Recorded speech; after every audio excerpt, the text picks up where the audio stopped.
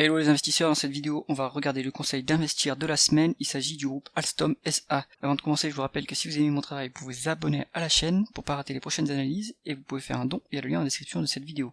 On commence tout de suite avec Alstom.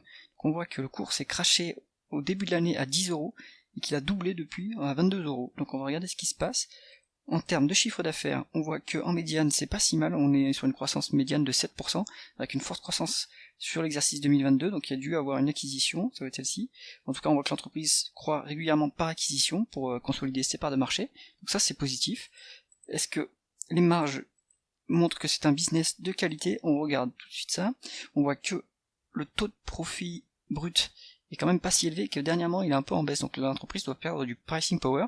On voit qu'en médiane il est à 15% et que dernièrement on se trouve plutôt à 12%. Donc ça c'est inquiétant, il faut regarder ce qui se passe et qu'est-ce que propose le management pour remédier à ce problème-là. Mais c'est aussi le reflet peut-être de part de marché et d'incapacité à fixer les prix. On voit que le taux de marge d'EBITDA en médiane est à 7%, dernièrement on est à 6% et il a baissé mais moins vite que le taux de marge brute. Donc ça veut dire que l'entreprise arrive quand même à serrer les vis niveau opérationnel et à rester efficace, même si en absolu ce niveau est assez faible et on se retrouve assez proche du seuil de rentabilité, comme le reflète la marge nette qui est en médiane à 4% sur 10 ans, mais dernièrement on est en négatif, donc il y a eu des pertes. Là c'est quand même un signe à surveiller. Il faut regarder qu'est-ce qu'envisage le management pour revenir à la profitabilité. On va ensuite regarder si l'entreprise arrive à convertir ses bénéfices nets en free cash flow.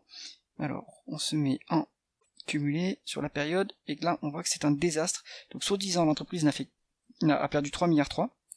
Les free cash flow sont encore pire que ça. D'où ça peut venir? Moi j'imagine que déjà on va regarder si les cash flow operation ils sont en positif. Donc sur la période ils sont à 500 millions contre des pertes en bénéfice net. Donc bon, ça veut dire que l'entreprise en fait ce sont surtout des pertes comptables, et sur les 10 ans on a quand même des cash flows opérationnels positifs mais faiblement positifs, et il y a des lourds investissements en capex sur la période qui viennent gréver les free cash flow. Donc déjà on voit que en fait c'est pas qualitatif comme business, mais continuons l'analyse. Est-ce que la rentabilité est au rendez-vous? La rentabilité opérationnelle, on voit qu'on est quasiment au taux sans risque, donc ce business-là ne rapporte pas plus qu'une obligation. Il faut regarder à combien il se finance, mais si son coût moyen pondéré du capital est supérieur à ce return on invested capital, c'est-à-dire que l'entreprise finalement est médiocre. On va maintenant analyser si l'entreprise a de la dette. On voit qu'elle a 1,7 milliard de dette contre des EBITDA et des free cash flow. Donc un EBITDA 1 milliard, ça fait un peu plus que la moitié de la dette, mais c'est pas trop inquiétant à ce niveau. Les free cash flow, par contre, là, on est à 4-5 fois les free cash flow. Là-dessus non plus, c'est pas trop inquiétant, mais bon, c'est quand même à surveiller si l'entreprise arrive à faire entrer les free cash flow pour rembourser la dette. Là, c'est sûr, si on se place sur 10 ans, peut-être qu'en fait c'est une histoire de turnaround et les free cash flow finalement commencent à revenir sur la période, parce que si on se place sur 3 ans, qu'est-ce qui se passe? On est toujours en perte. Sur un an, on est toujours en négatif.